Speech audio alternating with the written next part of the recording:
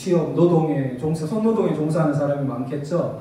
그 자기 자국민 그 사람들로부터 많을 때는 뭐 몇백만 원씩 받고 그런 허위 신청을 이렇게 뭐 수백 명 훨씬 이상 이렇게 1000단이 넘었던 것 같아요. 몇 년간 했으니까요. 그런 일이 있는 것을 전 이제 직접 이렇게 바로 가까이 알게 된 적이 있습니다. 그러면은 제가 이렇게 옆에서 직접 이렇게 한 달을 건너 알게 된 그것뿐이겠습니까? 기존에 이미 몇 년 전에 우리나라에 그 동남아시아 국가만이 아니라 아주 많은 여러 국가들의 그 중에 우리나라 사정에 좀 밝고 영어가 좀 되고 영어로 적어내거든요. 그런 사람들이 이 난민 신청으로 아주 그냥 사업처럼 많이 하고 있었다는 것을 알 수 있습니다. 그래서 그러면은 난민 신청을 하고 행정소송을 하면 행정소송이라는 게 몇 달에 빨리 끝나지가 않는 겁니다. 지금 보다시피 6개월은 예사로 잡고 있는 거죠. 자, 1심이 안 되면 항상 3심 있죠, 우리나라. 또 2심 항소하고, 그럼 대법원 날 때까지 또 상고하고, 처음에 행정심판도 있죠, 행정소송자. 그 전에 법무부에 신청까지 있습니다. 그러면 예멘 난민 경우에는 몇 단계입니까? 법무부, 이의신청, 행정심판, 그 다음에 3심까지 가요. 이 모든 기간에 이 사람은 무슨 지위를 가져요? 난민 신청자 지위를 가져요. 그러니까 이거 제도 개선이 굉장히 필요하구나 이렇게 생각하게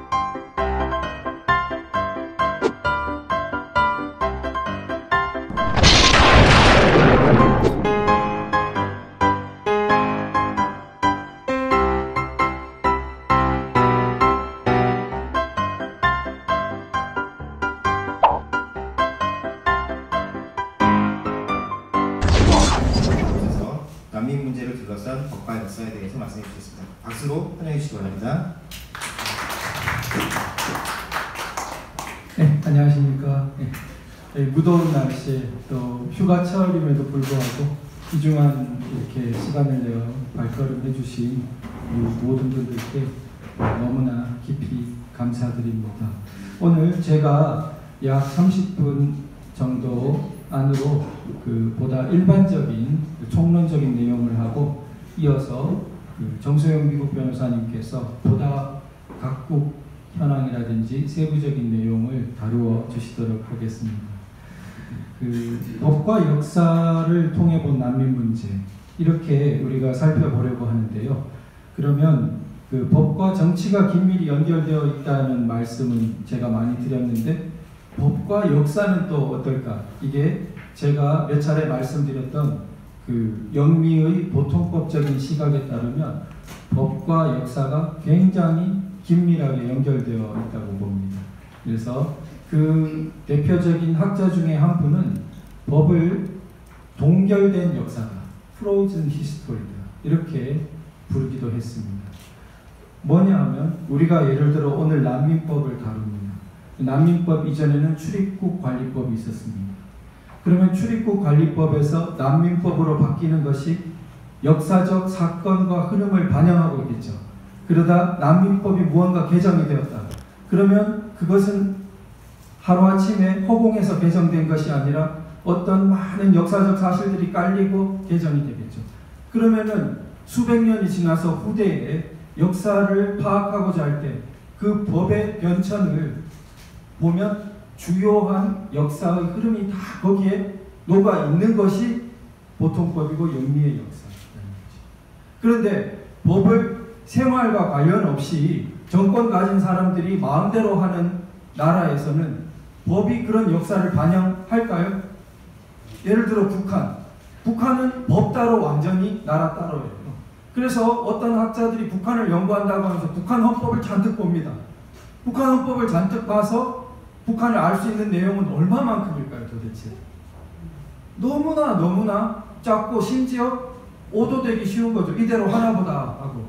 북한 형사소송법을 가지고 북한 형사 절차를 이해한다? 완전히 따로 놀고 있는데. 대부분. 그래서 자, 우리가 그러면 우리나라의 그 헌법을 살펴보겠습니다. 우리나라 헌법부터 우리가 이제 이 시간 헌법은 살아있다. 우리는 이제 살아있는 헌법을 실천해 왔고 지향하는 대한민국이기 때문에 헌법 조항에서부터 출발합니다. 그러면 2조 1항에 보면 대한민국의 국민이 되는 요건은 법률로 정한다. 이렇게 되어 있고 6조 2항 같이 한번 읽어보실까요? 시작. 외국인은 국제법과 조약이 정하는 바에 의하여 그 지위가 보장된다. 그래서 대비가 딱 되기를 대한민국의 국민과 외국인이 대비가 되어 있고 법률로 정한다 하고 국제법과 조약이 정하는 바 이렇게 딱 대비가 되어 있죠. 이 헌법은 굉장히 체계적으로 되어 있는 것입니다. 이렇게 국민과 외국인을 근본적으로 나누고 있습니다. 이것을 경계를 무너뜨리고 굉장히 많은 곳에 사람이라고 집어넣으면 그것이 굉장한 변화를 가져오고 그 함의되는 의미가 큰 것입니다. 자, 왜 국민과 외국인을 이처럼 엄격하게 구분하고 있을까? 우리가 교회라고 본다면요, 교회에서 전도를 하고자 하는 대상을 생각할 때 그것은 국민, 외국인 이런 구분의 베이스겠습니까? 아니면 사람이라는 혹은 인간이라는 인류라는 이런 베이스를 가지겠습니까? 후자죠. 교회입니다. 그러나 국가는 어떨까요? 국가는 아직 세계 전체가 한 나라가 되지 못한 상태입니다. 그렇다면 현실적으로 국가 단위별로 존재하기 때문에 국가는 필연적으로 경계 범위 안에 있는 국민과 그 경계 범위 밖에 있는 외국인을 나눌 수밖에 없습니다. 만약에 이런 부분을 근본적으로 택하지 않고 국가라고 있으면서 사람이라는 베이스로 움직인다면 그 국가 시스템이 존재할 수 있을까요? 없습니다. 세금을 내는 사람이 사람 일반이 내겠습니까? 그럼 그 세금의 혜택이 돌아가야 되는 사람은 어떻게 되겠습니까? 그래서 예외적으로 사람이라는 베이스를 택할 수밖에 없습니다. 그래서 그 예외적으로 택하는 것이 천부인권이라는 논리로 하는데, 그러면 국민, 외국인이라는 부분을 갖고 있으면 천부인권이 무시되냐? 그렇지 않습니다. 당연히 천부인권이라는 사상을 가져오기 때문에 기본권에서 예를 들어 양심의 자유가 국민이라고 되어 있지만 외국인이 우리나라에 들어왔는데 그 사람의 양심의 자유를 함부로 거스르는 국가 행위를 우리가 정당화하지 않습니다. 이때까지 그렇게 움직여 왔습니다. 하나만 들어보죠. 양심의 자유보다 더 어떤 면으로는 근본적인 권리라고는 보기 어려운 재판을 청구할 권리가 있습니다. 그래서 헌법에서는 국민이 재판을 청구할 권리를 가진다고 되어 있지만 외국인에게도 여태까지 헌법 개정 없이도 부분적으로 재판 청구권을 인정해 왔습니다. 물론 외국인한테 전면적으로 다 인정해 주기는 어렵습니다. 외국인이 법관의 월급이 되는 예산을 내고 있는 것도 아니고, 그래서 그러나 대표적으로 우리나라에서 그것이 심지어 불법 체류자로 노동을 하다가 산재를 당했다. 불법 체류자로 있다가 임금이 체불됐다. 그러면 그 사람이 불법 체류자여도 재판을 청구할 수 있게 했습니다. 그 밀린 돈은 그 산재에 대한 보상을 받아서 출국시키도록 했던 것입니다. 이때까지 운영 원리가 그렇게 되어서 반드시 사람이라고 헌법을 고쳐야 그런 혜택이 돌아가는 것이 아닌 것입니다. 오히려 혼란을 초래할 가능성이 많은 것입니다. 그래서 우리가 난민 문제를 다룰 때 이 출발부터 시작합니다. 유명한 난민 소녀가 메르켈 총리한테 그 시리아 소년 같은 걸 보여주면서 호소를 할 때 메르켈 총리라는 사람이 자연인이라면 그 난민 소녀와 스스럼 없이 모든 이야기를 다 할 수 있겠죠. 그러나 그 자리에 있던 메르켈 총리는 자연인 메르켈이 아니죠. 그 자리에 있는 사람은 총리라는 정치적 국가를 대변하는 사람으로 있는 것입니다. 언론은 그것을 뒤흔들어 놓아 버립니다. 그 자리에 있는 것이 자연인으로서 대답을 받는 것인지 해야 되는 것인지 총리로서 대답을 해야 하는 것인지, 자, 이게 헷갈리게 되면 정책적으로 현명한 정책이 나오겠습니까? 안 나오겠습니까? 나올 수 없습니다. 그래서 총리는 총리라는 정치적 자격에서 생각을 해야겠죠. 그래서 우리가 지금 그 다음을 가보면요, 우리가 난민이 흔히 난민권을 인정하자 이런 말까지 나오기 때문에 천부인권으로서 무슨 난민권이 있나보다 이렇게 생각할 수도 있고, 또 조약으로 광범위하게 난민의 지위를 인정하나 보다 이렇게 막연하게 생각할 수 있습니다. 그런데 그 국제법 교과서들에서 다루고 있는 그 중요한 부분이 있습니다. 어사일럼, 저게 이제 영어로 그 보호해주는, 비호해주는 걸 말합니다. 난민 같은 사람을, 신청한 사람을. 그런데 자, right of asylum에서 국가가 갖는 비호의 권리가 있고, right to asylum에서 개인이 나를 보호해달라 이렇게 개인이 갖는 비호에 대한 권리, 이 두 개를 엄격히 구분합니다. 즉 조약과 많은 인권선언에서 보장하고 있는 것은 우리의 추측과는 조금 달리 위의 것입니다. 국가가 갖는 비호의 권리. 왜냐하면 국제법의 주체는 국가들입니다. 국제법에서 사람이 어떤 권리를 갖는 걸 말하는 게 아니라 그 시스템에서는 국가가 어떤 권리를 갖느냐 이걸 다룹니다. 그래서 국제법에서 볼 때 국가는 보호를 갖는다 이렇게, 개인이 나를 보호해 달라고 권리가 다 인정되는 게 아니라는 것입니다. 자, 그러면 세계인권선언에서 한번 읽어볼까요? 시작. 모든 사람은 박해를 피해 타국에서 비호를 구하고 이를 항의할 권리를 가지고 있다. 이걸 그냥 읽으면은 무조건 다 보호해 달라고 하고 그 보호를 내가 다 받을 권리가 있는 것처럼 읽힙니다. 그러나 전문적인 국제법 연구자, 연구소들에서는 그렇게 해석하고 있지 않습니다.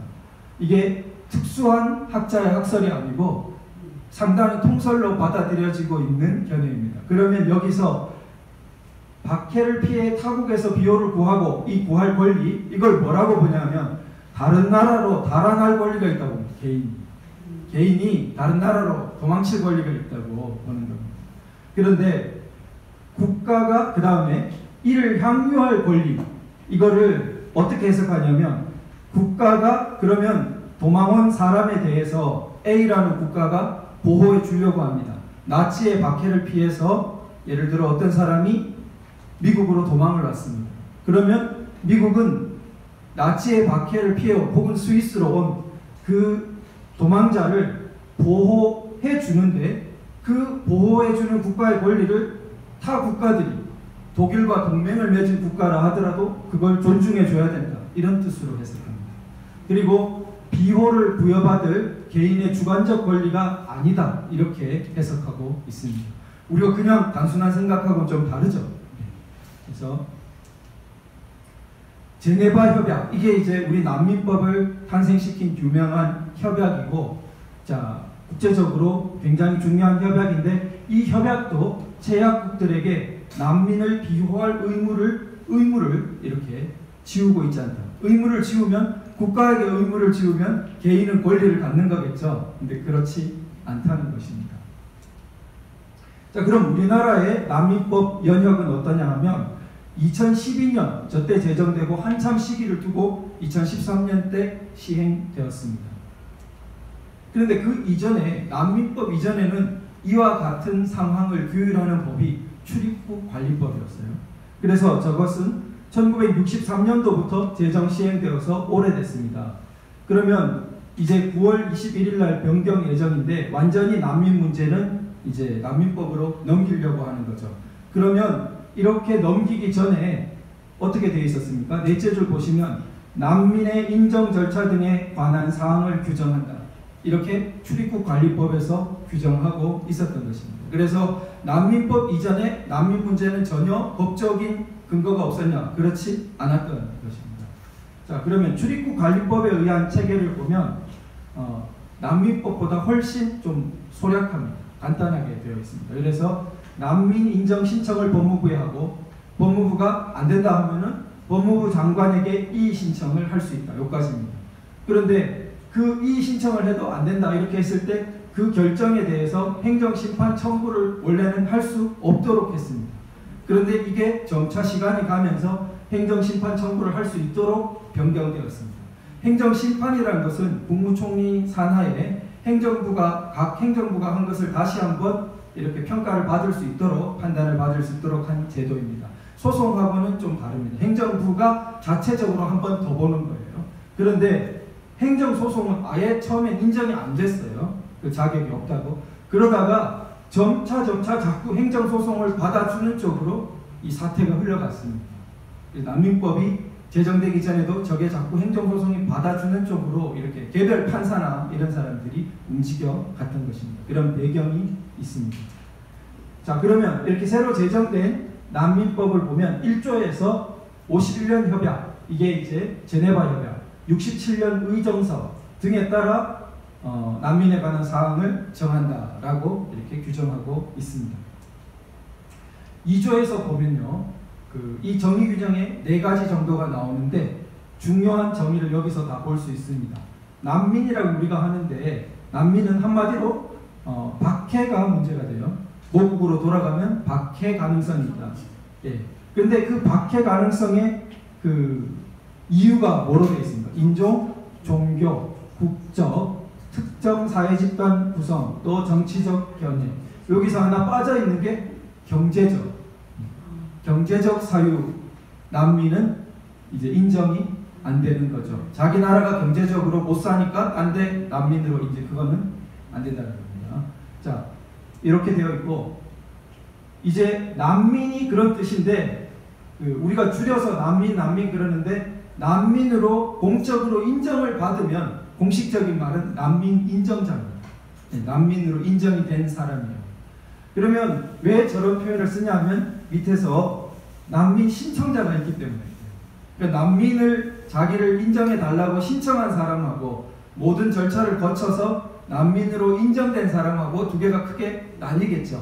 그래서 난민 인정자, 난민 신청자, 그렇게 나누어 놓은 겁니다. 그런데 문제는 난민 인정자까지는 또 그렇다 쳐요. 근데 난민 신청자는 어때요? 그건 신청한 사람일 뿐이죠. 아직 무조건 자기 사유를 적어가지고 신청한 사람이죠. 그런데 난민 신청자에 대한 보호도 굉장히 확대되어 있습니다. 난민법에. 그래서 그 부분이 이제 많은 지적을 받고 있습니다. 자, 그 다음에 중간쯤에 해당되는 게 인도적 체류자예요. 3번을 보면 인도적 체류자는 위에 엄격한 난민 규정에는 해당이 되지 않는데 돌아가면 고문 이런 거 당할 수 있으니까 인도적인 차원에서 체류를 허가해 주자, 이렇게 된 사람이 인도적 체류자입니다. 이 3번을 보면 중국에 있는 산만 떠돌고 있는 사람들은 최소한 인도적 체류자로 인정되어야겠죠. 예, 북한에 가면 받은 고문받는 것이 많이 알려져 있습니다. 심지어 조금 더 생각하면 그 사람들 난민으로 인정되어야 되는 사람 아닌가, 이렇게 우리가 좀 의문까지 가져보게 됩니다. 물론 우리 헌법에 의해서 우리 국가 영역으로 들어오면 우리나라 국민으로 자동 인정됩니다. 탈북자는. 그런데 그게 쉽지가 않죠. 그래서 온갖 멀리 제3국을 돌아서 간신히 들어오고 이렇게 되죠. 중국이 어떻습니까? 아주 중국은 붙잡아서 돌려보내려고 그러죠. 인도적 체류자는커녕 난민 인정은커녕 붙잡아서 돌려보내려고 그럽니다. 그럼 중국은 조약에 가입 안 돼 있냐? 중국도 조약에 가입되어 있어요. 가입되어 있지만 그런 식으로 행동하는 거죠.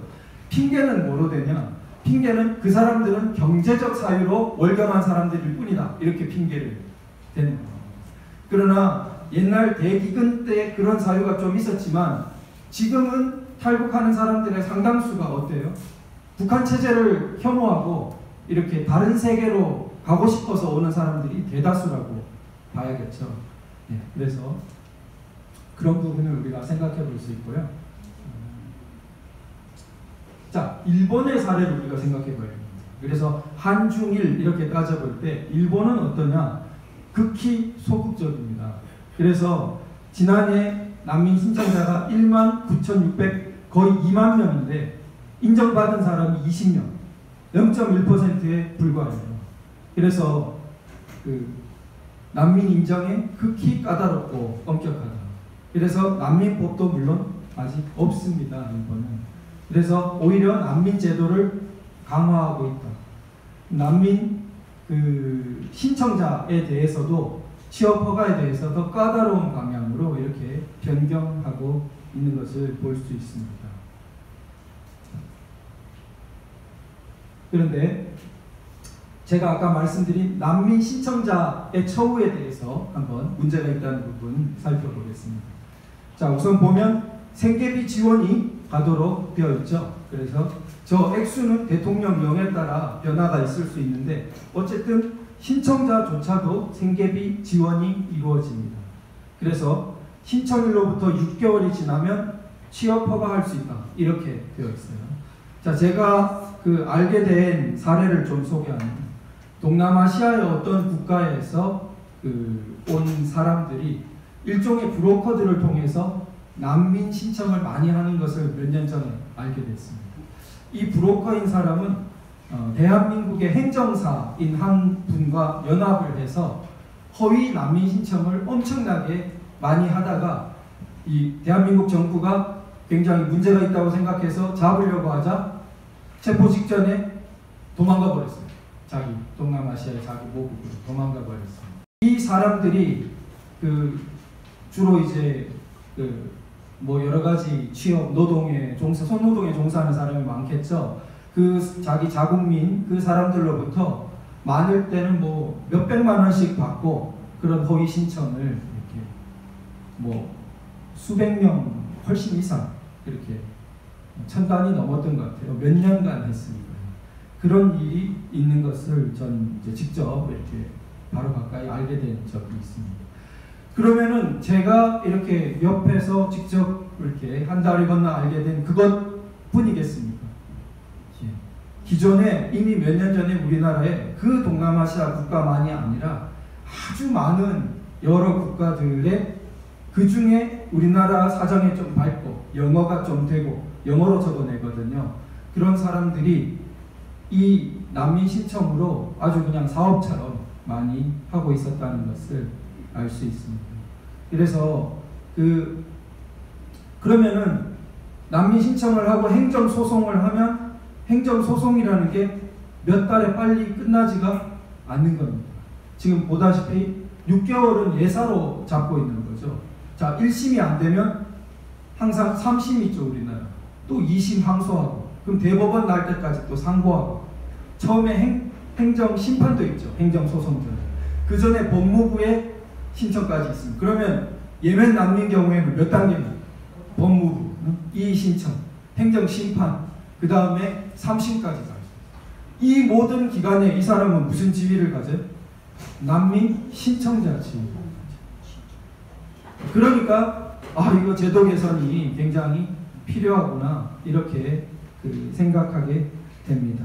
자, 그래서 주거시설의 지원 규정이 있습니다. 그리고 의료 지원 규정이 있고 교육보장. 교육보장은 뭐 그래 좀 이해할 수 있는 부분은 있어요.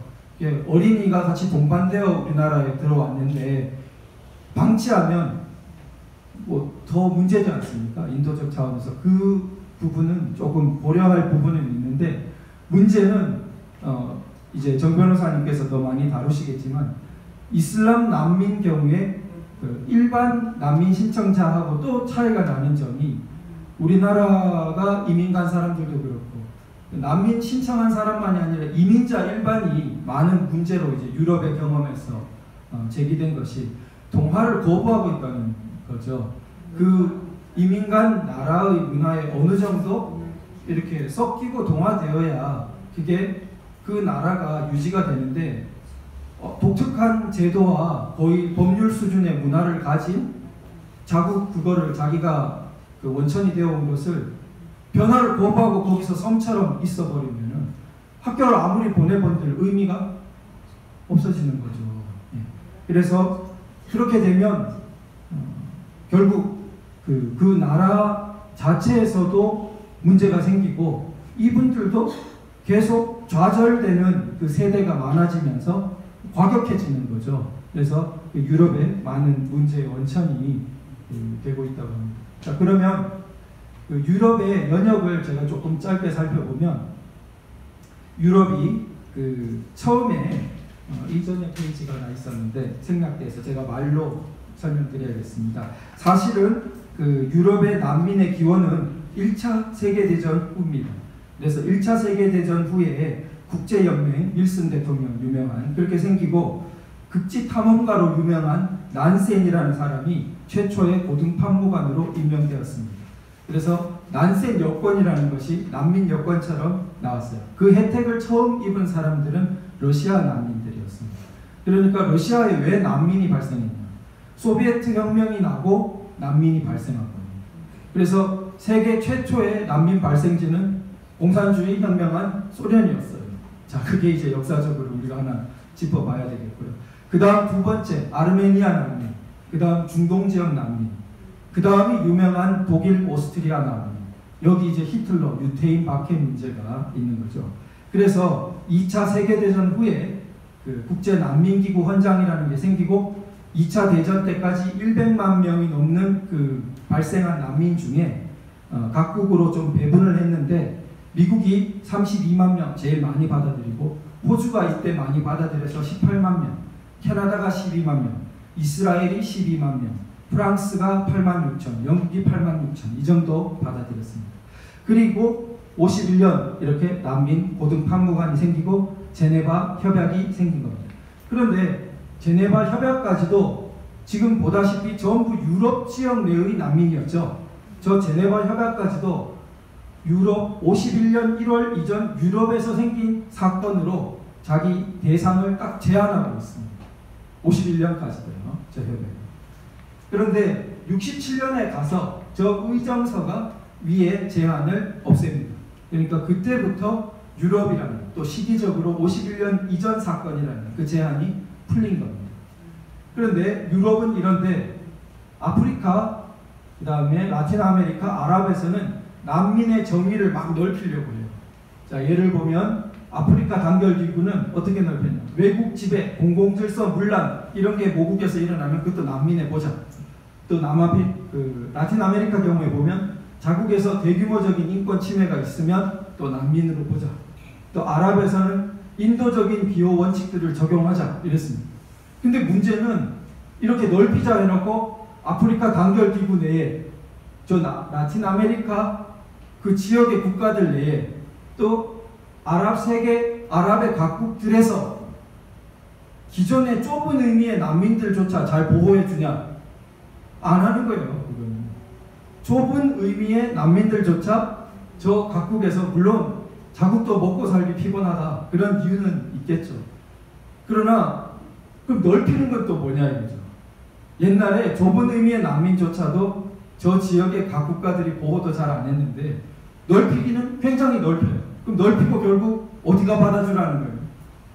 자기 지역 말고 딴 데서 저 정의로 된 난민을 받아주라는 말이 됩니다. 굉장히 좀 부당하다는 거죠. 그래서 그런 부분을 우리가 생각해 볼 수 있고, 자, 그 다음에 제가 조금 원론적인 부분을 가보겠습니다. 이 중동 난민, 북아프리카 난민, 유럽에 많은 문제가 되고 있는 그 난민이 우리나라하고 유럽하고 위상이 같을까? 저는 전혀 다르다고 생각합니다. 이때 역사가 굉장히 중요하다고 생각합니다. 자, 북아프리카 지역, 그 다음에 저기 중동의 상당 부분 지역, 시리아라든지 이런 지역은 이미 유럽과는 역사적 경험을 수천 년 공유하는 지역. 기원전 약 500년 이런 때에 그리스 페르시아 전쟁이 일어납니다. 그때 벌써 세계의 주도권을 놓고 둘이가 싸웠어요. 그 다음 그리스는 방어를 해냈습니다. 자, 그 다음에 로마가 되면 유명한 마케도니아 알렉산더 대왕이 다 정복했죠. 거기를. 로마가 되면 북아프리카를 포함해서 중동 상당 지역을 포함해서 전부 거의 한 나라가 된 것입니다. 제국으로. 이미 같은 통치를 경험해본, 그래서 북아프리카 전체가 로마 지경 안에 들어있었던 사실상 역사적 경험이 공유가 수천 년 된 곳입니다. 자, 그 역사가 십자군 전쟁이라든지 근대에 그 유럽이 또 가서 국경선을 직선으로 이렇게 막 분할해 놓은 것이라든지 역사가 유럽과 아랍이 얽힌 것은 얼마나 길고 복잡하고 풍부합니까? 그래서 유럽이 아랍에서 북아프리카에서 발생한 난민에 대해 어느 정도 자기들이 좀 책임지려는, 좀 보호해 주려는 자세를 갖는 것은 그들의 역사적 문맥으로 보면 굉장히 뭔가 근거가 좀 그래도 있는 거예요. 그런데 우리나라를 생각해 보세요. 우리나라가 무슨 뚱딴지로 여기에 얽혀들겠습니까?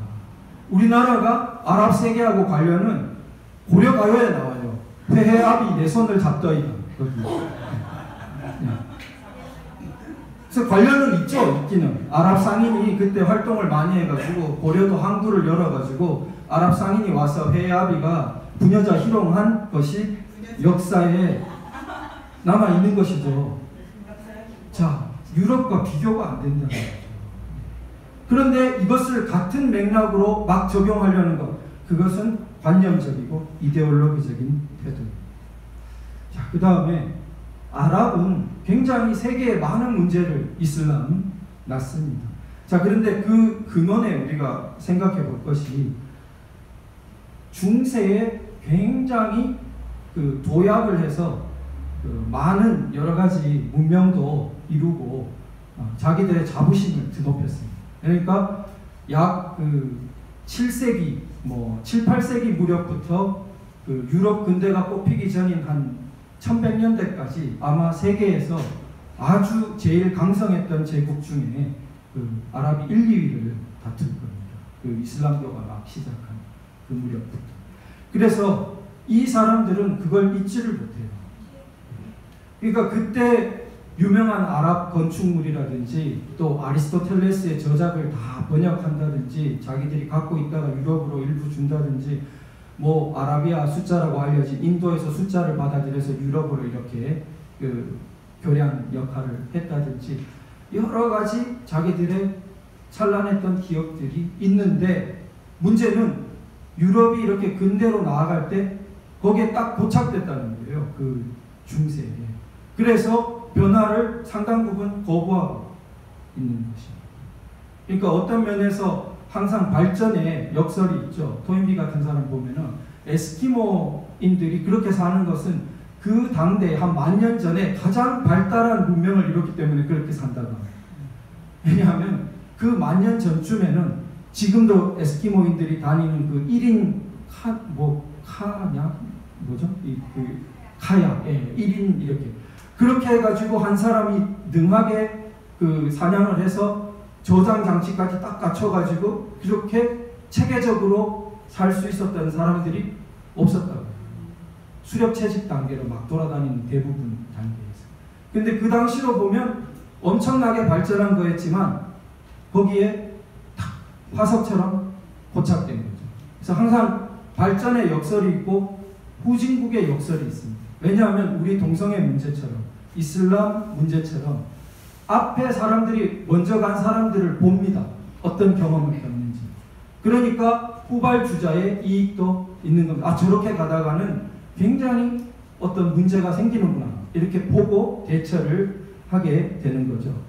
자, 그래서 우리가 실천적으로 우리한테 문제가 되는 것은 중국을 떠돌고 있는 3만의 북한 난민이에요. 그야말로 우리와 너무나 깊은 역사적인 연관성이 있고 우리가 보듬어줘야 될 어떤 사명감과 책임감도 있는 겁니다. 예멘 사람들과 비교할 수가 있겠습니까?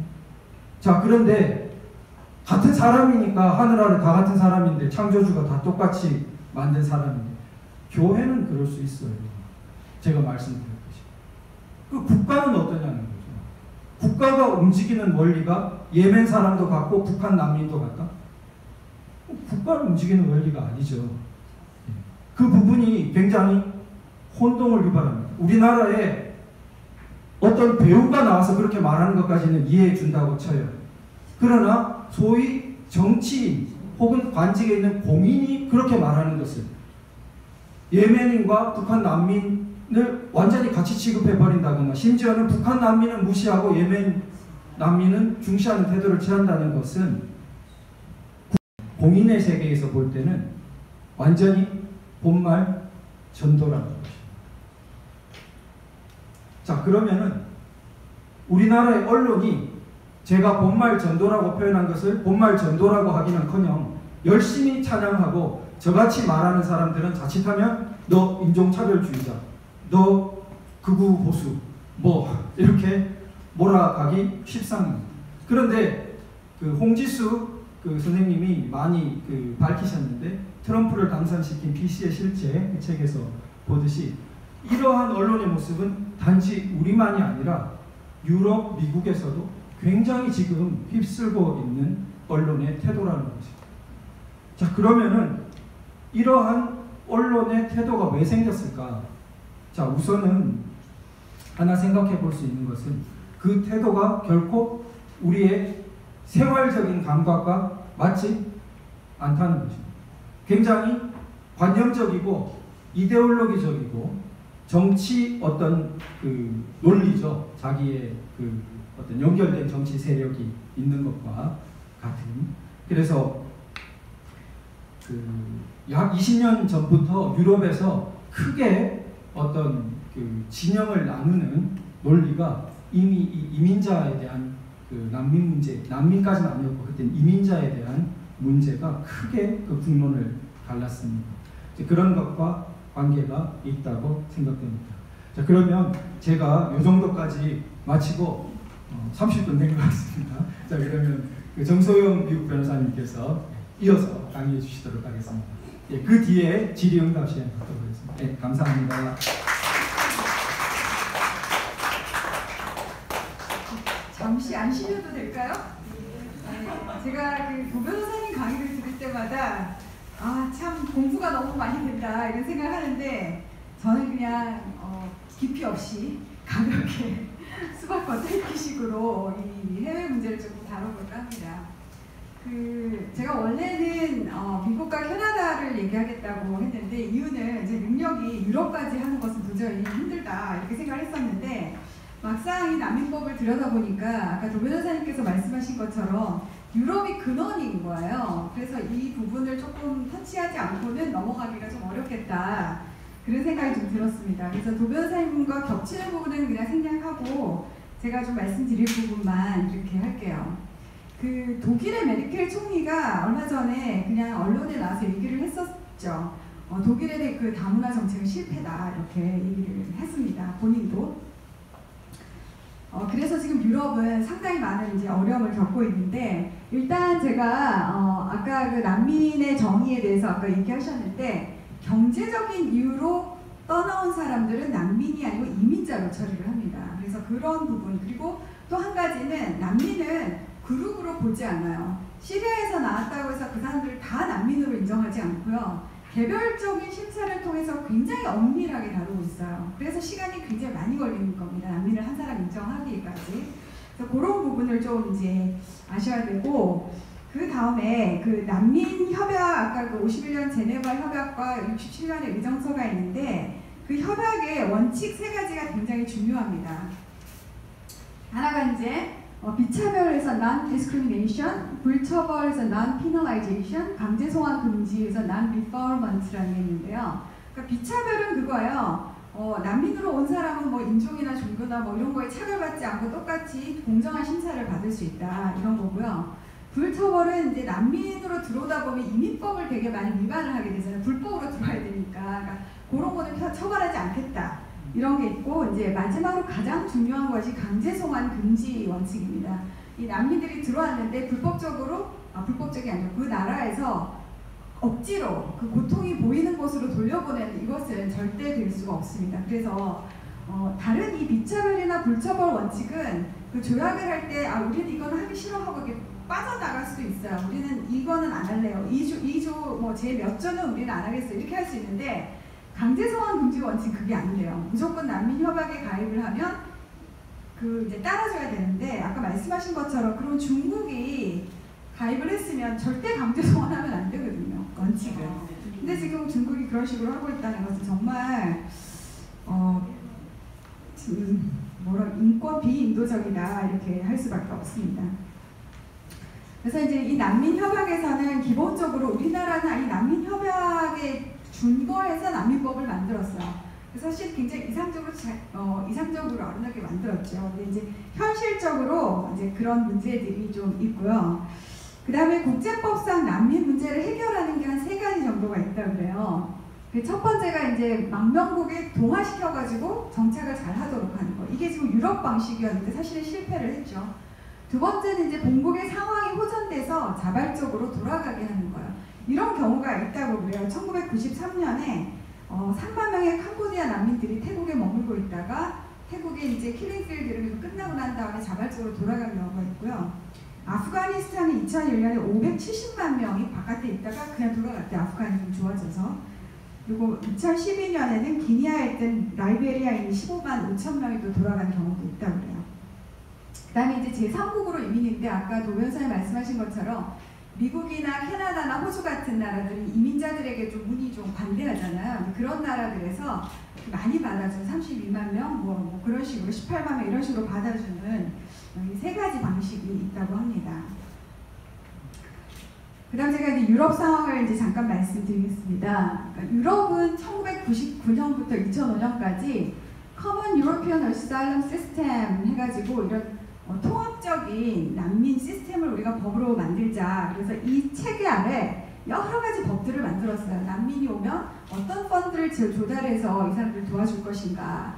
그리고 또 이제 임시로 어떻게 보호해 줄 것인가. 또 가족들이 막 떨어지잖아요. 어떻게 다시 만나게 해줄 것인가. 이런 아주 법들 잘 만들었어요. 근데 이 사람들이 이걸 만들어서 이제 시행을 하고 난 다음에 2007년쯤 돼서 그동안 우리가 만든 법이 제대로 잘 이제 작동하고 있는지 한번 보자. 이렇게 했더니 작동이 제대로 안 되는 거예요. 난민들이 줄어들지도 않고 사회는 점점 혼란해지고 너무 힘들다. 그래가지고 2007년에 새롭게 이걸 전부 다 개정을 합니다. 그래서 이제 유로닥이라고 전에는 그런 걸 하지 않았는데 이제 불법으로 이제 들어오시는 분들 다 지문 채취를 하게 하고, 왜냐하면 이제 테러리스트가 될 가능성이 너무 많기 때문에 이제 그런 쪽으로 해서 난민 규제를 강화하는 쪽으로 유럽이 지금 변하고 있습니다. 특히 이제 더블린 레귤레이션이라는 게 있는데요. 이게 어떤 거냐면 난민이 처음에 딱 들어오는 국가에서만 난민 신청을 해라. 이런 법이에요. 왜 그러냐면은 난민들이 처음에 이제 그리스나 이태리로 들어오지 않습니까? 근데 이 사람들은 그리스나 이태리에 살고 싶지 않아요. 저 스웨덴이나 덴마크처럼 복지가 잘 된 나라에서 살고 싶은 거죠. 그래서 처음에 그리스나 이런 데다가 난민 신청을 했는데 받아들여지지 않으면 또 어떻게 국경을 넘어서 이제 독일 가서 또 신청하고, 또 거기서 받아들여지지 않으면 또 국경을 넘고 막 영국 가서 이런 식으로 이 유럽을 막 돌아다니면서 이걸 어사일럼 쇼핑이라고 하는데요. 그래서 이런 식을 많이 하기 때문에 이걸 금지하기 위해서 너희가 발 디딘 그곳에서만 해라. 이렇게 했더니 어떤 사태가 났겠습니까? 난민들이 다 그리스 아니면 이태리로 오잖아요. 그러니까 그리스하고 이태리가 정말 죽어나는 겁니다. 그래서 너네 이 북유럽 나라들 때문에 우리 남유럽 죽게 생겼다고 이런 비판을 이제 되게 많이 받게 됐어요. 그래서 이제 그 이후로 이제 다른 거를 하게 되는데 그 파트너십 프레임워크이다, 또 몰타 선언이다 이런 게 있는데요. 이게 뭐냐면은 이제 그리스하고 이태리에 이 핫스팟을 세워가지고 난민 신청을 받고 했는데 이게 인력도 너무나 많이 들고 너무 힘들어가지고 대신에 터키한테 얘기한 거예요. 터키 니네가 이 사람이니까 니네 나라에서 좀 막아라.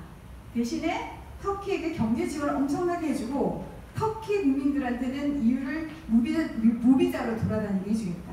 그리고 터키가 유럽연합 회원국이 되는데 아주 도움을 주겠다. 이런 식으로 해서 이제 터키가 그래 그럼 우리가 이제 막아줄게 이렇게 했는데 사실 터키가 막는다고 이게 막아지겠습니까? 목숨을 걸고 이 난민들이 다 오기 때문에 그게 잘 안 돼서 터키하고 더불어서 중동이나 아프리카에 있는 다른 제3 국가들하고도 이렇게 파트너십을 맺는 거예요. 그래서 지속적으로 이집트, 요르단, 레바논 막 이런 나라들에게서 난민을 받아주면 경제적으로 지원하겠다. 이런 것이 이제 파트너십 프레임워크이고요. 몰타 선언은 이 유럽의 이 수반들이 28개국인가가 몰래 만났어요. 비공식적으로. 왜냐하면 난민 문제가 너무나 어마어마한데 북아프리카로부터 이 대량으로 난민이 유입되는 사태를 차단하기 위해서 리비아에다가 경제적인 지원을 늘려서 불법 난민선이 유럽으로 들어오는 것을 출항을 저지하고, 또 난민 밀수업자, 아까 브로커라고 하셨는데 이런 사람들 단속 강화하고, 또 난민들이 본국에 송환되거나 또 자발적으로 돌아갈 때까지 리비아에다가 센터를 만들어서 보호하자. 그러니까 유럽의 기본적인 생각은 그동안 1999년부터 쭉 받아보았더니 도저히 사회가 배변할 수가 없다. 그래서 북아프리카에서 그냥 못 오도록 리비아 경비대 막 이런 데다 훈련 지원하고 또 뭐 여러 가지 경제적인 지원을 해가지고 거기서 그냥 해결하도록 비공식 정상회담을 열어서 선언한 것이 이 몰타 선언입니다.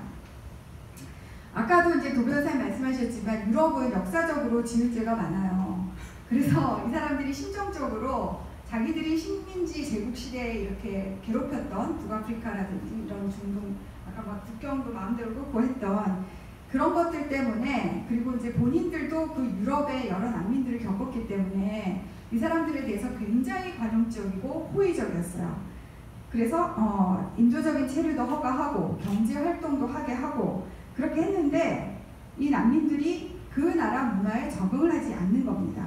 그리고 그 경제적인 빈곤층으로 계속 이렇게 남아 있어가지고 이게 사회 불만 세력으로 자라는 거예요.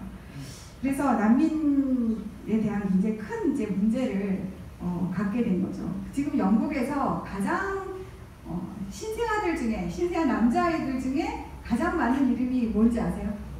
무하마드라고 그러죠. 그러니까 그만큼 이 사람들이 오면은 아이를 많이 낳잖아요. 와이프도 4명씩 두잖아요. 그러니까 이게 거의 그냥 인해전술처럼 되는 거죠. 그리고 또 한 가지 이슬람의 문제는 이슬람이라는 이 교리 자체가 삶하고 정치하고 종교가 전혀 분리되지 않아요. 그래서 이 사람들이 처음에는 굉장히 소수일 때는 개인적으로 다 착하고 좋으신 분이에요. 근데 이렇게 어느 정도 큰 커뮤니티가 형성이 되면은 더 이상 그 나라의 법을 따르지 않고 샤리아법이란 이슬람법을 따르려고 한대요. 그래서 영국 같은 데서는 이 이슬람 커뮤니티가 있는 데는 영국 경찰이 진입을 못한다고 합니다. 그런 식으로 굉장히 이 공공의 영역에서 많은 위협이 되고 있다고 합니다. 제가 이제 미국하고 캐나다를 좀 볼 건데 미국은 그 2차 세계대전 이후에 그 유태인들도 많이 받아들이고 아까 말씀드린 것처럼 이민자의 나라라는 그런 기본적인 생각이 있기 때문에 난민을 되게 호의적으로 많이 받아들였습니다. 그래서 베트남 전쟁 이후에 그 Refugee Act of 1980에서 1980년 그 난민법을 제정하고 이민을 받아들이는 프로그램 이런 것도 만들고 뭐 여러 가지 이민법상에서 이 난민을 구제하고 다루는 것들을 많이 시스템화 해놨어요. 그런데 미국의 특징은 절대로 난민이 자국 땅에 발을 못 들이게 한다는 겁니다. 해외에서 심사해요. 그래서 해외에서 검사하고 인터뷰하고 건강검진까지 다 하고 그리고 인정이 되면 들어와요. 근데 이런 사람들만 있는 게 아니지 않습니까? 불법적으로 막 들어와가지고 난민 신청하시는 분도 있겠죠. 근데 그 사람들은 망명자, 그래서 어사일리라고 레퓨지와 어사일리를 구분해서 합니다. 그래서 이분들은 일단 들어오면은 1년 안에 신청을 해야 되고 또 더 까다롭게 이제 어사일리를 다루고 있어요. 그리고 매년 대통령이 의회와 협의해서 난민 수용 숫자를 결정을 하는데요. 2016년의 경우는 올해는 85,000명 받자 이렇게 결정이 됐다고 합니다.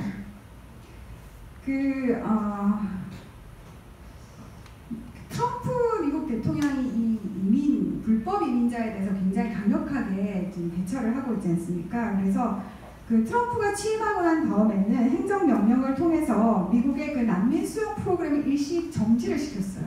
난민을 잠시 안 받겠다는 거죠. 그리고 또 7개의 중동과 아프리카 국가들의 여행자들은 미국에 여행 못 온다. 이런 것도 했었고, 미국과 멕시코 국경에 이제 벽을 쌓아가지고 못 오게 했죠. 그때 이제 트럼프가 한 말이 그거예요. 난민 문제는 인권의 문제가 아니고 안보의 문제다. 이런 얘기를 해가지고 그 반대자들을 많이 이렇게 무마시키고 뭐 대적도 그랬는데 그 미국의 대법원의 입장 역시 좀 이 불법 이민이나 난민에 대해서 좀 강력하게 규제를 해요. 그래서 옛날에 그 IT 사람들이 보트 피플이 돼가지고 미국으로 가려던 그런 게 있었다고 합니다. 그래서 이 사람들이 미국 이제 공해상, 미국 영토가 아닌 그리고 IT 영토도 아니고 공해상에서 이제 둥둥 떠다니다가 미국으로 들어가려고 그러다가 이제 못 들어가고 다시 이제 IT로 보내진 일이 있었는데 그때 미국 연방 대법원에서 그거 합당하다. 미국 미국 정부는 그럴 권리가 있다 이런 식으로 판단을 했어요. 그리고 이제 캐나다로 넘어가시면 캐나다가 굉장히 난민한테 우호적인 것 같은 나라고 실제적으로도 굉장히 많이 받아들여요. 1년에 10만 명 정도 받는다고 합니다. 그런데 이 캐나다도 독특한 시스템으로 운영이 되고 있어요. 받는다고 그냥 허술하게 받지 않고요. 3가지 부류의 난민이 있어요. 그래서 유엔에서 추천한 난민, 그리고 정부가 추천한 난민, 그리고 개인이 추천한 난민, 이렇게 3가지 카테고리가 있어가지고 이 추천을 받은 사람을 다 받아준 게 아니라 추천을 받아서 그 사람들을 심사해서 난민인지 아닌지를 평가해가지고 받아들여져요. 쿼터가 정해져 있고, 단 개인이 추천해가지고 난 이 사람을 내가 경제적으로 다 서포트하고 내가 신분 보장도 하겠다 하는 사람은 쿼터의 제한은 없다고 합니다. 그래서 캐나다는 주로 퀘벡주에서 그 정부, 연방정부랑 어그리먼트를 맺어가지고 퀘벡주에서 많이 이제 그 난민을 지원하는데 책임을 많이 지고 있다고 합니다. 근데 이제 이 미국하고 캐나다가 둘이 같이 봐야 될 상황이 하나 있어요. 그게 이제 Safe Third Country Agreement라고 해서 SDCA라는 이제 계약인데요. 협약이죠. 이게 뭐냐면은 미국에 불법적으로 들어온 사람들이 미국이 잘 안 받아주니까 그 다음 목적지가 캐나다인 거예요. 그래서 이제 몰래 들어와서 밤에 이렇게 루트를 통해서 캐나다 국경까지 가서 캐나다 국경에서 난민 신청을 해서 캐나다로 가려고 하는 거예요. 그러니까 캐나다 입장에서는 어떻겠습니까? 기분이 굉장히 안 좋겠죠. 미국 입장에서는 어떻겠어요? 괜찮겠죠. 그래서 미국은 별로 이거 하고 싶지 않았대요. 근데 이제 캐나다가 9.11 테러 이후에 너네 이거 우리랑 안 하면은 이게 뭐냐면은 미국은 안전한 제3국가인데 안전한 나라에서 도망오는 건 우리 받아줄 수 없다는 거죠. 그래서 캐나다 국경에서 그 아주 예외적인 경우를 제외하고는 난민 신청을 하지 못하도록 하는 그런 법이에요. 미국과 캐나다 사이에. 근데 이제 이 캐나다에서 강력하게 9.11 테러 이후에 이거 안 하면 우리는 정보를 서로 공유하지 않겠다. 테러 정보를 공유하지 않겠다. 뭐 이런 식으로 협박해가지고 미국하고 맺었다고 합니다. 그리고 이제 2015년에서 16년경에 이제 시리아 난민들이 되게 많이 생겼는데 그때도 이 안보의 위협이 되지 않도록 여자들 그리고 아이들 또 가족이 있는 경우만 받지 싱글의 젊은 청년들을 받지 않았대요. 너무 그런 것들을 굉장히 섬세하게 다루고 있다는 거죠. 그 우리나라 난민법 많이 말씀을 해주셨는데 우리나라는 기본적으로 이 난민 협약을 그대로 그냥 준용하고 있어요. 근데 제가 조금 이렇게 좀 그런 것을 난민의 처우가 기본적으로 대한민국 국민과 같은 수준의 사회 보장을 받을 수 있도록 해놨거든요. 그래서 이게 만약 헌법에도 이게 그 헌법의 이 기본권의 주체가 국민이 아니고 사람이었으면 어쩔 뻔했나 약간 그런 생각을 했었는데 지금 우리나라 현재 1994년부터 2018년 1월 31일까지 총 난민 신청자 수가 34,088명이고요. 인정자 수가 794명으로 난민 인정률이 2.3%라고 합니다. 그래서 유엔에서 대한민국은 잘 사는데 난민 인정률이 너무 낮다 이런 비판을 많이 받고 있어요. 저희 나라 실제적으로. 그런데 알고 보면 아까도 말씀해 주셨지만 우리나라 난민 신청자의 40% 이상이 국내에 이미 체류하고 있던 외국인 노동자들이 체류 기간을 편법으로 연장을 하거나 불법 체류자들이 이 합법적으로 오래오래 머무를 수 있는 그런 루트로 사용이 되고 있다고 합니다. 그래서 그런 부분은 우리가 되게 이상적인 부분은 좋지만 현실적으로 생각했을 때 우리가 과연 이 난민을 받아들일 만한 그런 수용 능력이 되는가. 사실 이 얘기를 하는 저도 마음속으로 정말 착한 사람이고 싶거든요. 이웃을 사랑하고 다 돌봐주고 싶거든요.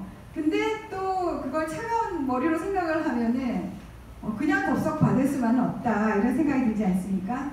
그래서 우리나라의 경우에는 탈북민들 아까 말씀하셨는데 난민 협약이나 또 난민법 틀에서 이거를 다루어지도록 우리 정부가 좀 압력을 넣어서 탈북민들의 주요 이동 경로인 중국과 그 동남아시아 국가들에게 보호를 요청하고 또 북송을 금지해달라고 유엔과 국제사회와 이게 공조를 해야 된다고 생각을 합니다.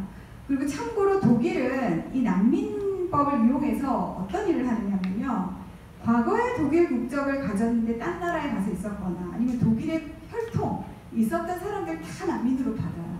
그러니까 자국민을 사실 보호하는 거, 이 독일이 얘기하는 이 난민의 숫자에는 무슬림 난민들도 있지만 정말 자국민들을 끝까지 찾아가지고 다 이렇게 독일의 품 안으로 지금 보호하는 그런 일들을 하고 있다고 합니다. 그래서 1, 2차 세계대전에 흩어졌던 독일인들 및 그 자손들까지 이 난민 프로그램에 편승해서 독일로 귀화를 시키고 있다고 합니다. 근데 지금 우리나라가 정말 부끄럽게도 해외 입양을 굉장히 많이 보내잖아요. 근데 미국에서도 파양되는 아이들이요.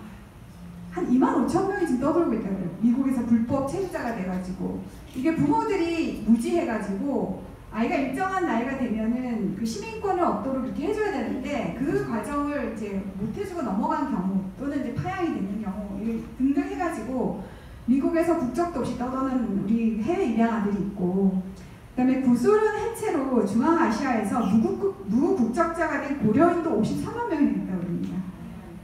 그리고 그러니까 이거 수십 년 동안 우리 정부가 우리 국민들을 제대로 보호하지 못했던 거 그런 거에 대해서는 아무 생각도 지금 안 하고 있잖아요. 안 하고 있으면서 예멘 난민에 대해서 너무나 그냥 다 지금 모든 언론들이 다 받아야 된다고 얘기하거든요. 받지 말 지금 제가 보기에 참 오랜만에 국민과 언론이 완전히 갈라서는 게 이 난민 문제 같아요. 그래서 언론은 국민들에게 너네 그렇게 하면 안 된다 하고 이렇게 가르치고 있는 상황이고 국민들은 그렇게 말하면 네가 데리고 살아라 뭐 이렇게 지금 얘기하잖아요. 근데 사실 난민이 들어오면은 가장 힘든 계층이 우리나라의 취약계층이에요. 사실은 부자들은 난민을 이웃에 둘 이유도 없고요. 사실 볼 수 있을 줄조차도 잘 모르겠어요. 그렇지만 우리나라의 아주 어려우신 분들은 일자리부터 일용직이라든지 이런 것부터 서로 경쟁이 돼야 되고 이웃들에게 있으면서 사실 대단히 좀 이제 무섭잖아요. 사실은 우리가 뭐 무슬림이 혐오하면 안 된다 이러지만 이 뉴스라든지 이미 전 세계적으로 알려진 여러 가지 사실들 유럽의 상황들을 보면은 여성으로서 안 무섭다고 말을 하면 사실 이건 좀 거짓말인 것 같아요.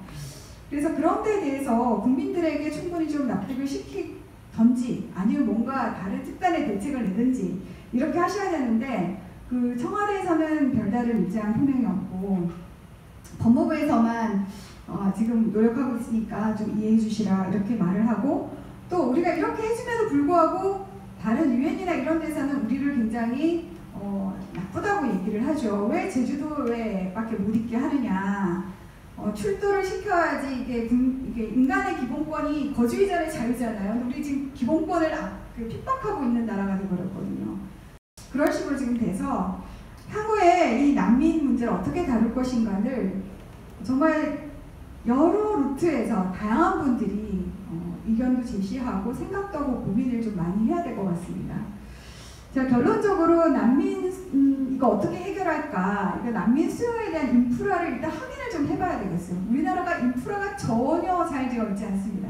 그리고 해외 공간에 계시는 분들 얘기로는 이 난민 신청자들이 진짜 난민이냐 가짜 난민이냐 이거 가려야 되잖아요.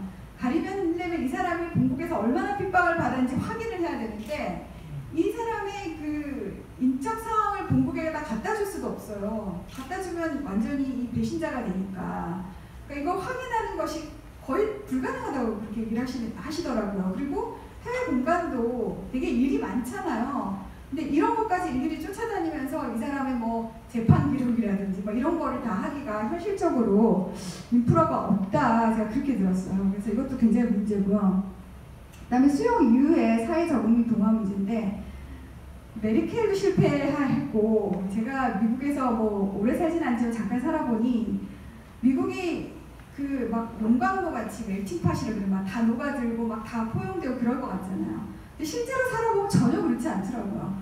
아이들이 초등학교 때까지는 섞여서 놀아요. 그런데 이게 고등학교만 가면 베트남 애들은 베트남 애들끼리만 놀고 한국 애들은 한국 애들끼리만 놀고 이슬람 애들은 이슬람 애들끼리만 놀아요.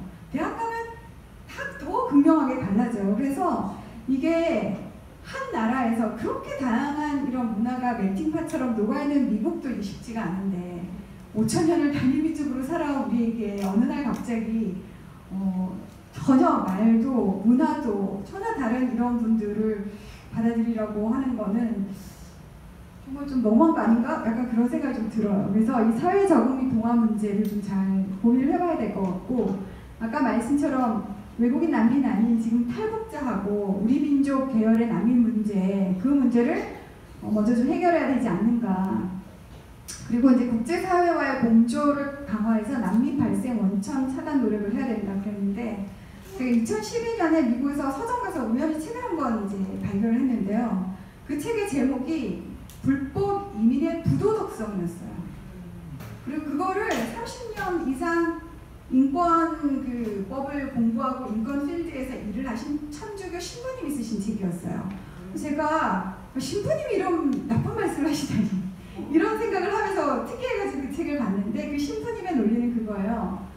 난민으로 이렇게 떠나올 수 있는 사람은 그나마 그 사회에서는 힘도 있고 이동할 수 있는 힘도 있고 최소한 살아보겠다는 열의도 있는 사람들인데 대부분의 젊은 남자라는 거예요. 근데 이 젊은 남자들이 아내와 자식들 보고 너네 내가 가서 돈 많이 벌어올게 해놓고 가서 안 돌아오는 거예요. 그러니까 이 자국이 점점점 더 악하게 되는 거예요. 그리고 실제로 이 난민을 발생시키는 그런 원인 제공자들이 있잖아요.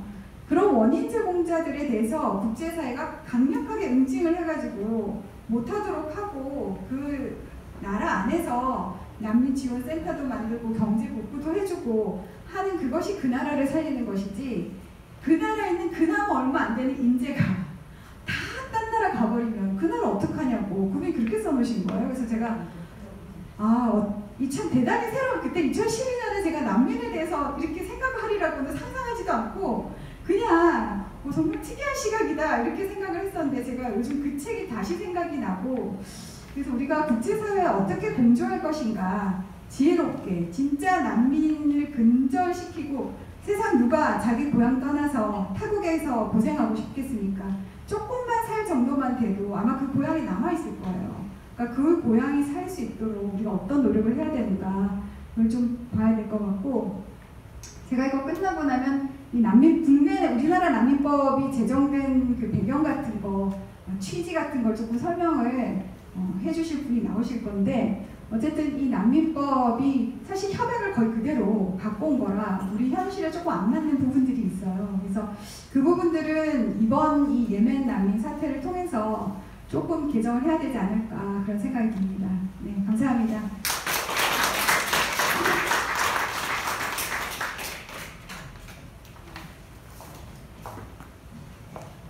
네, 아마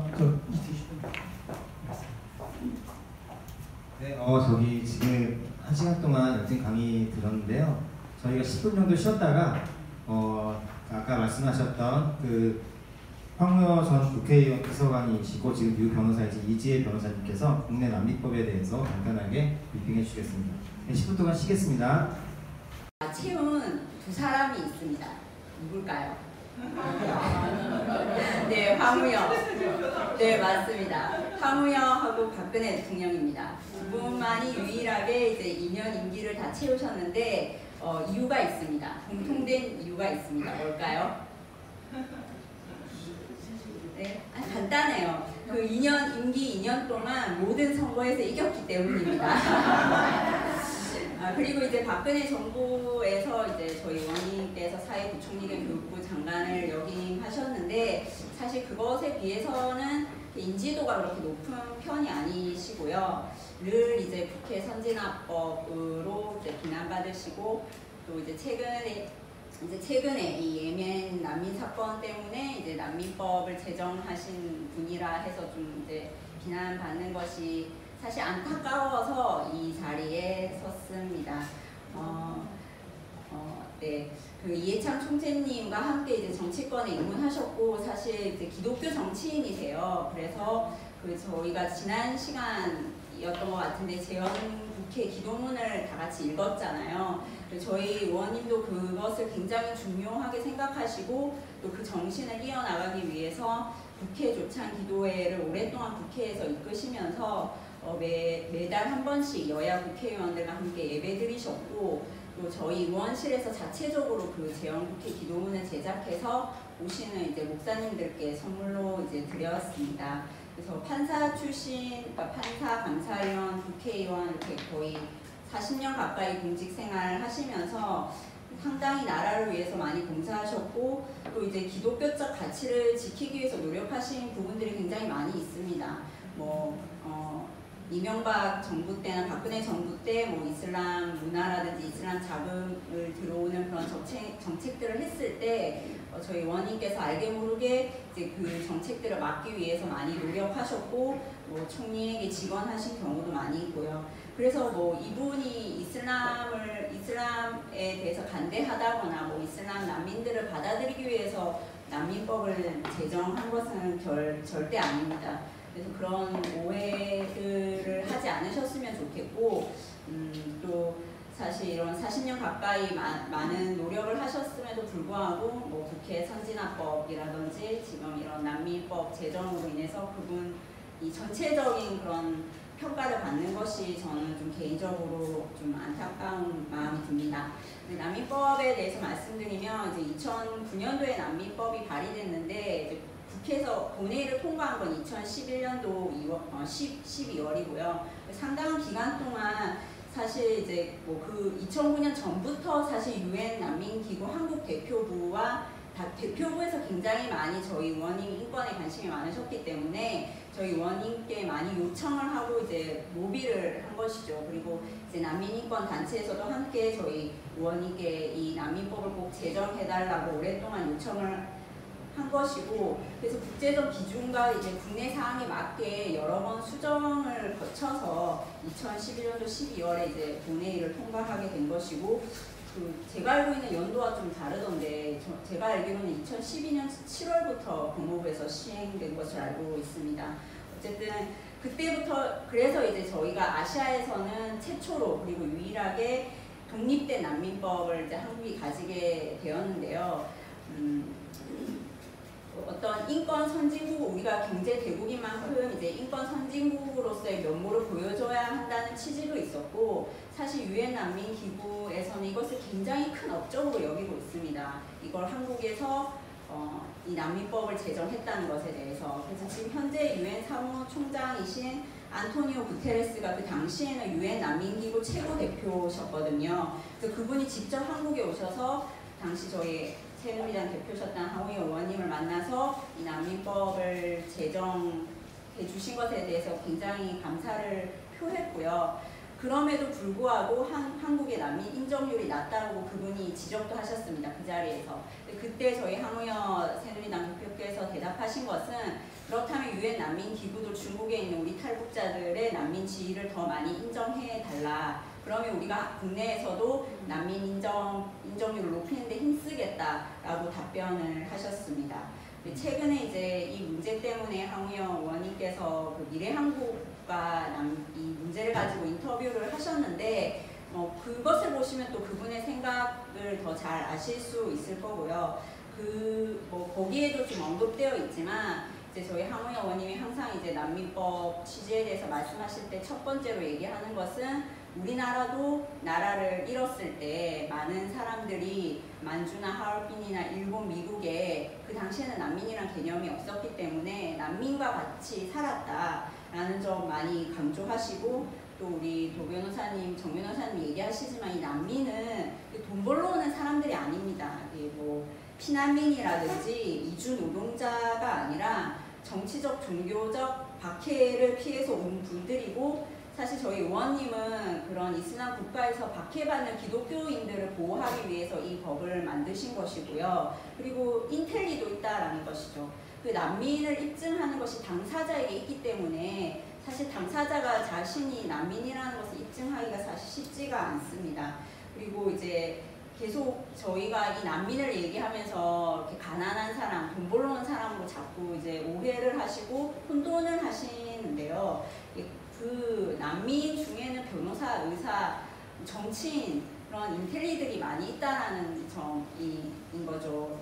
예컨대 아인슈타인, 슈바이처, 솔제니치 뭐 이런 분들이 사실 난민이라고 생각해도 저는 무방하다고 생각을 합니다. 그래서 나중에 우리 국익에도 우리 국익에도 도움이 될 수 있다는 겁니다. 제가 아는 난민 중에도 아프리카, 지금 현재 한국에서 난민 인정을 받으신 분인데 아프리카 왕조이셨어요. 내전이 일어나서 지금 한국에 와서 굉장히 힘들게 난민 인정을 받고 지금은 지방대학에서 교수로 자신의 또 그런 재능을, 지식을 사회에 환원하고 계신 것이죠.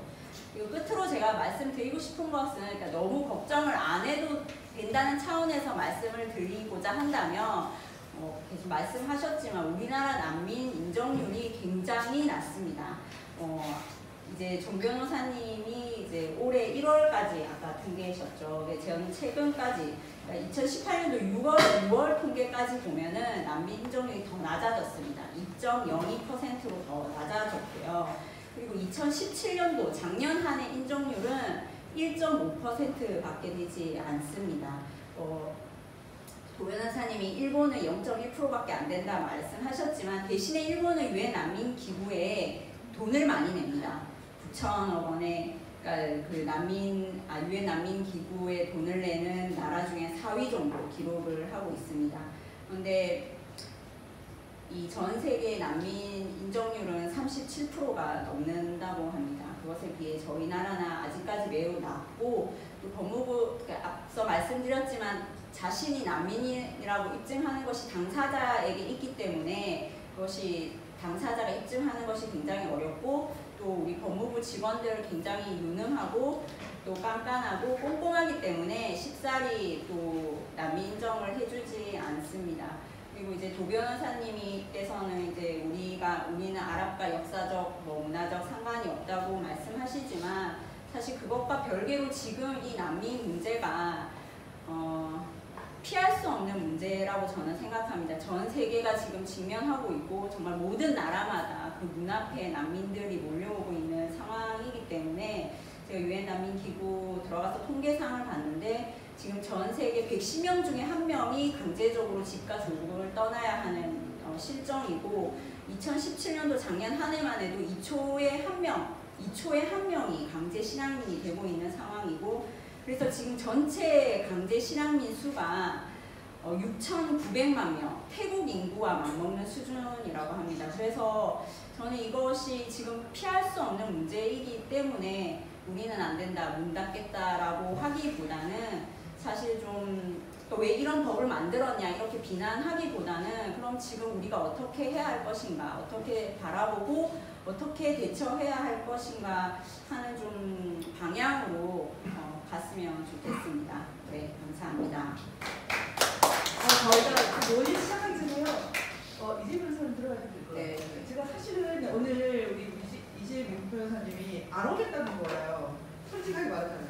왜 안 오냐면은 분명히 MTK 가봤자 납기법에 대해서 굉장히 부정적으로 얘기할 가능성이 높은데 자신이 이거 도왔던 일인데 좀 마음이 불편하다. 그래서 제가 우리가 이 논의가 좀 더 풍부할 필요가 있다. 이렇게 풍부하게 얘기할 수 있는 곳이 너무 없기 때문에 이렇게 좋은 증언자를 우리가 포기할 수가 없잖아요. 그래서 제가 계속 와달라고 이렇게 부탁을 해서 오게 된 건데, 제 생각으로는 이 난민 문제가 지금 말씀하셨던 것처럼 굉장히 이상적이고 또 어떻게 보면 참 어떤 그 세계 이렇게 공통의 어떤 그런 박애주의의 한 극점하고 하나는 국가 안보라는 극점이 팽팽하게 맞서고 있는 데서 우리가 이제 가장 좋은 점을 찾아내야 되는 거잖아요. 그래서 저는 그런 면에서 이재 변호사님이 하신 얘기도 좀 들으면서 논의를 좀 풍부하게 할 필요가 얘기를 했고, 그래서 일단 질문을 좀 해주시면 두 분도 너무 치우치는 스타일은 아니니까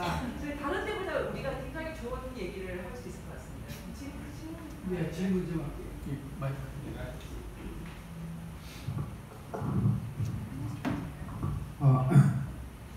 예, 그 두 분 변호사님 강의 잘 들으셨고요.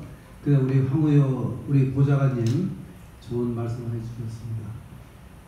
지난번 귀주도 아랍 쪽에서 여러 그 사람들 때문에 여러 가지 좀 어려움이 많은데, 저는요 세계적으로 볼 때 유럽은 그 한때 이슬람권에 의해서 기원후 한 9세기에서 11세기 사이에 그 이베리아 반도, 그 포르투갈, 그 다음에 에스파냐 그 점령을 당한 적도 있고요.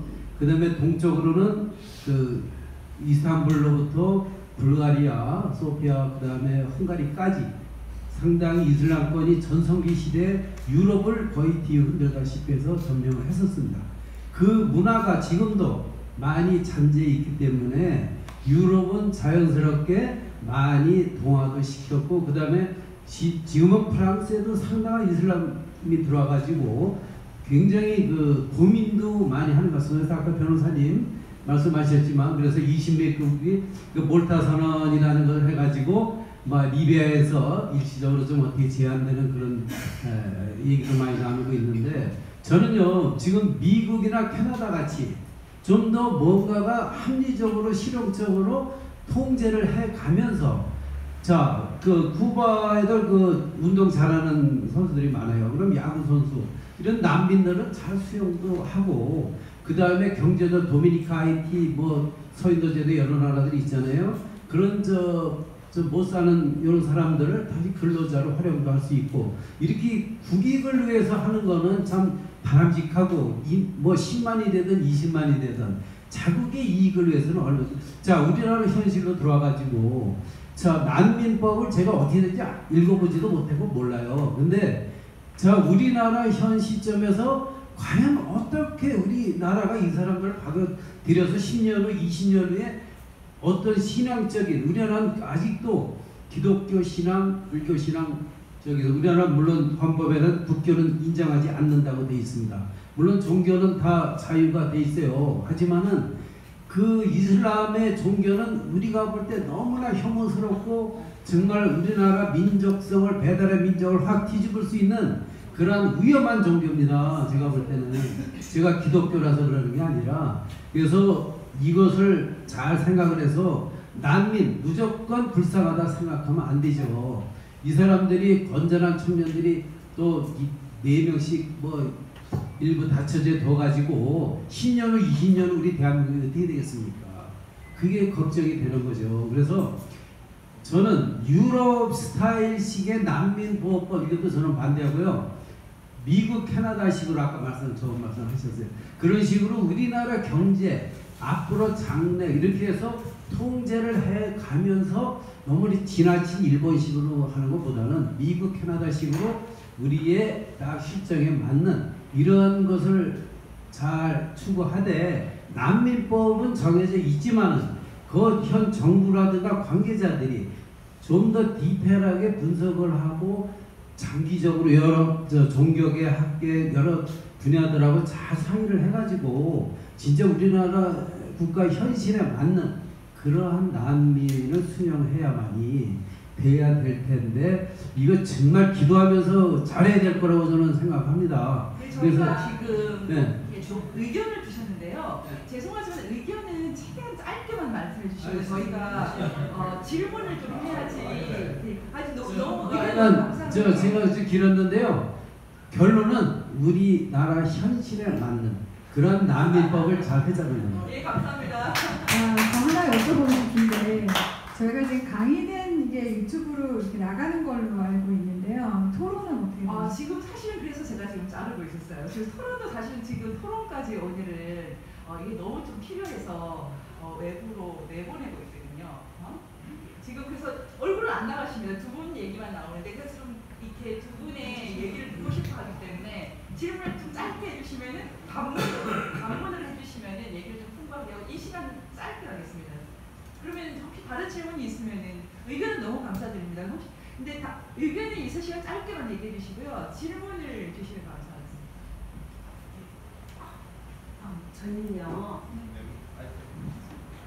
저는요 저기 유튜브에서 봤거든요. 근데 서울대학교에서 수업 시간에 있었던 일이라고, 그런 내용을 몇 번 보셨을 것 같은데요. 예. 수업을 하는 중에 그 예멘, 기도를 한다고 다 모여서 그분들이 방해를, 기도하느라고 수업을 진행을 못했다. 실제 그게 있었던 일이라면 그 양반들이 지금 420명 정도가 제주도에 와 있는 분들이 500명 넘어요. 500명이 넘는데 그 중에 420명 정도가 남자 청년들이라고 하더라고요. 그러면 그 사람들이 우리나라에 정착을 하고 정말 살 수 있을까? 우리를 불편하게 하고 힘들게 할 텐데 이런 생각이 저는 들어서 걱정이 돼서. 그래서 이 질문을 조금 이렇게 패러프레이즈해서 좀 다르게 바꿔서 우리가 일반적으로 로마에 가면 로마법을 따르는 말이 있잖아요. 근데 이슬람 사람들한테도 이게 적용돼야 되지 않을까? 이것에 대해서 우리 정 변호사님한테 의견 좀 여쭤볼게요. 지금 저희가 난민 문제에 대해서 굉장히 화들짝 놀라고 있는 상황이잖아요. 근데 그게 아마 이분들이 이슬람권에서 오신 분이 아니었다면 조금 달라졌을 거라고 생각이 돼요. 그냥 불교권에 계시는 분이 오셨거나 유교처럼 우리랑 약간 동화 가능성이 있는 지역에서 오셨다면 우리가 이렇게까지 반응하지 않았을 것 같다는 생각이 들어서 일단 이슬람 난민 플러스 이슬람 문제라고 봐야 되고요. 저는 제가 뭐 잘은 모르지만 아까도 말씀드렸지만 이슬람이라는 이 믿음의 체계가 그냥 단순한 종교가 아니고 정말 이 사람들의 삶과 정신과 그 모든 것을 지배하는 생활 양식이거든요. 그래서 이것을 만약에 한국에 들어오면 너네 다 포기하고 하루 5번씩 기도도 하지 말고 열심히 일해야 된다. 이렇게 하면 과연 그분들이 동화할 수 있을까? 그런 것들도 굉장히 걱정이 되고 사실 제가 오기 전에 그 뭐 유튜브나 인터넷 통해서 많은 분들의 반응을 많이 보고 뭐 정말 여러 가지 얘기들이 많더라고요 인터넷상에서. 근데 사실 그것들이 다 100% 진실이라 그러면 정말 무섭죠. 근데 뭐 진실과 거짓이 좀 섞여 있다고 보는데 저는 말씀하신 것처럼 일단 이슬람의 문제는 난민 플러스 알파라고 보고 접근을 해야 된다라고 좀 생각하고 있습니다. 그리고 개인적으로는 이슬람이 우리 문화에 동화하는 것은 힘들지 않나라는 생각을 합니다. 저는 우선 이지혜 변호사님이 말씀해 주신 그 부분을 한번 생각해 보고 싶은데요. 그러니까 우리가 인도적인 차원에서 또 유엔 난민기구와의 관련성 차원에서 저는 이런 틀에서 보고 싶습니다. 우리가 지금 비록 그 지위가 아니라 하더라도 우리가 세계 최고의 리딩 국가라면 우리가 만약 지금 세계 최고의 리딩 국가에서 생각한다면 어떤 원칙이나 원리를 생각할까? 그런 관점에서도 한번 생각해 보고 싶습니다. 그렇게 보면 저는 하나 시사를 주는 것이 가톨릭 사회교리의 보충성의 원칙이라는 게 있는데요. 그 보충성의 원칙이라는 것은 쉽게 말하면은 가급적 현지에 가까운 곳에서 해결해야 한다는 원칙입니다.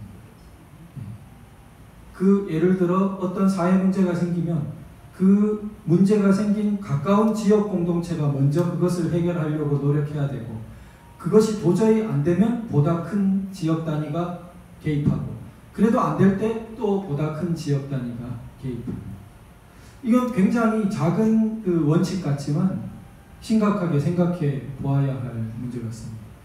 그래서 국제적으로 많은 곳에서 엄청난 난민들이 생기는데 그 난민들을 우리가 볼 때 가급적이면 그 현지 내에서 그 문제가 해결될 수 있도록 노력해야 되고 그게 안 되면 그나마 그 나라의 가까운 지역 내에서 그걸 해결하려고 해야 되고 그래서 점차 봐야 된다는 거죠. 그래서 지금 우리 경우에 난민이 우리 가까운 지역에서 그 지역에 도저히 해결할 수 없는 규모로 발생한 것이 사실 탈북 난민이었던 거죠. 그래서 우리의 1순위는 탈북 난민 해결 쪽으로 가야 되는 것이 일반 원리에도 맞다는 것입니다. 그리고 그런 면에서 볼 때 지금 중동 난민 문제가 이제 우리에게 왔는데 마냥 의구심이라고만 음모론이라고만 볼 수 없다는 생각이 들어요. 그러니까 일단 이분들이 들어가서 한국이 어떻게 하는지 한번 보겠다라고 지켜보고 있는 눈들이 굉장히 많다는 생각이 들어요. 그러니까 이번 문제에 대해서 우리가 현명하게 대처해야 할 중요성은 이게 단지 일회성 케이스로 그치지 않을 것 같다는 그것이 굉장히 중요할 것 같습니다. 그래서 우리가 이 원칙적인 사고를 동시에 겸하면서 이제 해야 될 것 같고, 그래서 지금 말씀하신 그 이슬람 문제도 이 경우에 제대로 나온 김에 제대로 반성을 하고 넘어가야 되는, 따져봐야 되는 게 맞는 것 같습니다. 네, 감사합니다. 혹시 또 특별한 질문 없으시면 마지막으로 질문 하나 받고 토론 넘어가겠습니다. 저희가 질문 후에 토론 시간을 좀 갖기로 했기 때문에 이 질문을 끝으로 모였다가 한번 다시. 거기 말씀. 이 종교 문제, 이 난민이 이제 모슬렘으로 관계된 종교 문제가 많이 이제 인식이 되고 지금 말씀하셨습니다만, 근데 세계 인구론을 주장하는 사람들에는 모슬렘 계통의 인구 증가율이 자유진영의 7배로 알려져 있습니다. 그래가지고 이것이 10년, 100년 후에는 세계는 이슬람 국가가 된다 하는 주장이 밖에서도 상당히 뿌리 있게 나오고, 또 이번 난민이 주로 이제 모슬렘 호구인데, 모슬렘 종교적인 말씀하셨습니다. 특성상 단기적으로는 큰 문제가 없었는지 몰라도 지금 불아파가 안고 있는 모든 문제, 불란서가 10%가 된다는 거죠, 지금 모슬렘이. 제일 지금 골치 아파하고 있는데, 그들의 예를 우리가 보면서 우리가 조그마한 명분이라든가 무슨 이제 그런 것도 중요하지만, 우리는 탈북민을 위주로 하는 건 우리 나름대로 해결 길이 있다고 생각하고, 이 난민 문제에 우리가 선진국이냐 또는 무슨 도덕적으로 앞서간 나라이냐 이런 거에서 섣불리 판단하고 하는 거에 대해서 좀 신중을 해야 되지 않겠냐는 의견을 드립니다.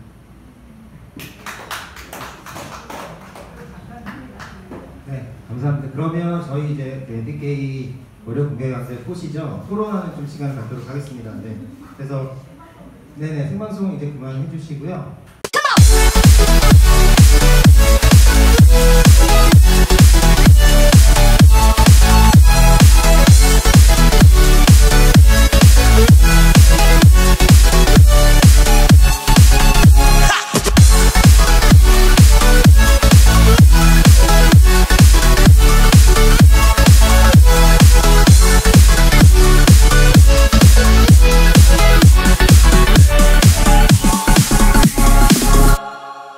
손석희 구속!